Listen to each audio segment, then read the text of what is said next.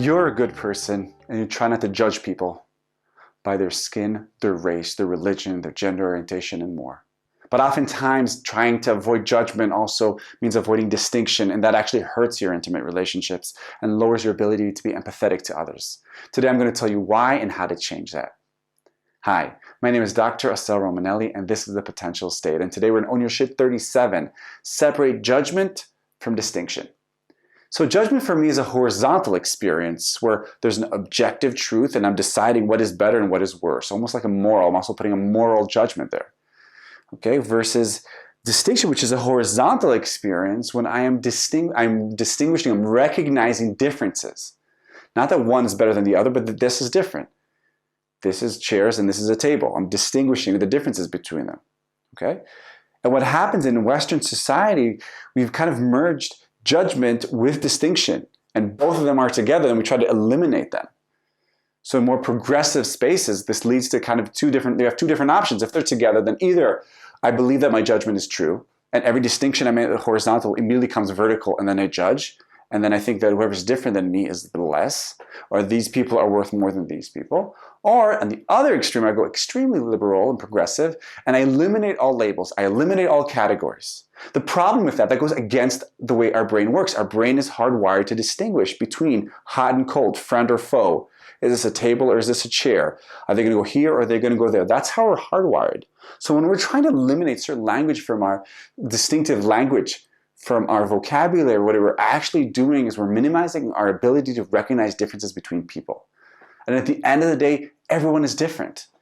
And if we don't have language to describe that, or if it's not PC, or it's not acceptable to put people under categories, to distinguish people with labels and categories, not to judge them, but to distinguish, what happens is we end up just assuming that it's all because of their personality. So we become much more judgmental because everything now rests on their personality. It's not because they're visual or kinesthetic or they're matchers or mismatchers. These are all labels and categories. We're like, he's doing this because he's annoying or because he hates me. When actually, oftentimes, there's another explanation for their behavior. It's called the way they see the world.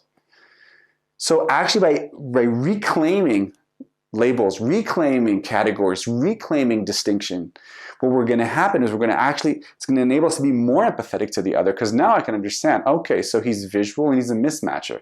That's how he or she's the world. He's an extrovert or she's an introvert. So now I can slowly put them, I put the labels not in order to judge them, but in order to better understand them. So in fact, I can judge their personality less and understand more how they see the world. And that actually helps us to become better prepared and be more aware in our intimate relationships. And when I allow myself not only to have it in my own mind, but to verbalize that, a few things happen. First of all, I can name it to tame it. I get it out of the way. Okay, he's an extrovert. Let's just put it out there. I can stop feeling shame, because a lot of times there's shame for being judgmental. Well, actually, that's how we work. It happens so fast. It happens so fast. So I can say it, I can get it out of the way.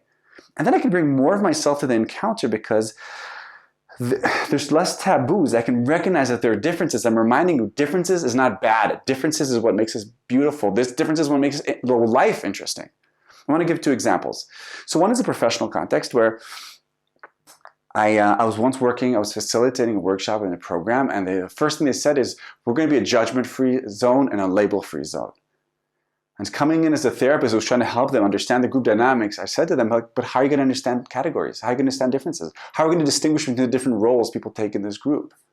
The extreme of deleting all the assumptions and all of the labels and all of the categories lowered their ability to talk deep, because everyone was so afraid of, everyone was eggshelling. There was no intimacy. There was no crucible. There was no honesty, because you couldn't say anything, because our language, I'm reminding you, language is all distinction. The second I say a word, I'm not saying a different word. And another example is with our kids. Once we started recognizing that our kids have sensory preferences, that my son Tzach, for instance, he's more kinesthetic, and what he needs more touch.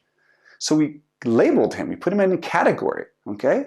We didn't judge him, we didn't say that's good or bad. We said, okay, that's how he sees the world. That's how he experiences love. That's what he needs. And the second we could categorize that, we could distinguish that, we could better attune to him, to his needs as parents. And this category is really, really important. I'm going to give another example. I was supervising a therapist and realized that he defaults into high status. That's another category. You can check out the status episode. So we have to, in the beginning, he didn't want to be labeled because people don't like to be labeled, don't like to be in categories. But once we could categorize that, we could recognize that difference that is him, we could actually help him widen his communicational mastery. So you want to grow, you need to find out which category you are and then expand into that. Categories are not bad. It's the judgment that is locking us down. So how can you do that? First of all, share this article with your partner. Have a common language. Then choose to believe that categories and distinctions and even labels actually help us to be less judgmental, help us see the world more clearly, help us be more empathetic, help us separate personality from the way this person sees the world or from the way this person's brain is hardwired. Okay? And then once we have that, and once you choose that, slowly try to kind of introduce these kind of distinctions inside your communication. Do it slowly, little bits from a one-down position. Try to make sure, and if you see that you're going into moral judgment, if you're going vertical, just say 1 second, up, up, up, up, and kind of slip into the vertical. Let's keep going to the horizontal. Help your partner not go into the holy trinity of blocking, not to get offended, insulted, or surprised. Read about these different labels. Some of them are in these episodes here. And then slowly what you'll see is that you'll feel more and more free. These categories, these labels, these distinctions will be less and less loaded. There'll be less shame and less eggshelling. And first you have to feel comfortable with your own labels, with your own categories. Saying, for instance, I'm an extrovert, I'm kinesthetic, I'm a mismatcher. All these labels, they don't limit who I am. These are just the ways I'm hardwired. So why be ashamed of that? And the second I can recognize that, then I can come to others and I can say, this is what I see in you. It doesn't mean that you're good or bad. That's just the way you're built, and that's the way I'm built. And if you can bring back, reclaim distinction, categories, and labels, there's a bigger chance we'll actually be less judgmental. Because at the end of the day, and I'm quoting Charles Darwin, if everyone were cast in the same mold, the world would have no such thing as beauty. And if you want to see more beauty, reclaim distinction. My name is Dr. Assael Romanelli, and this was The Potential State. I'll see you next time.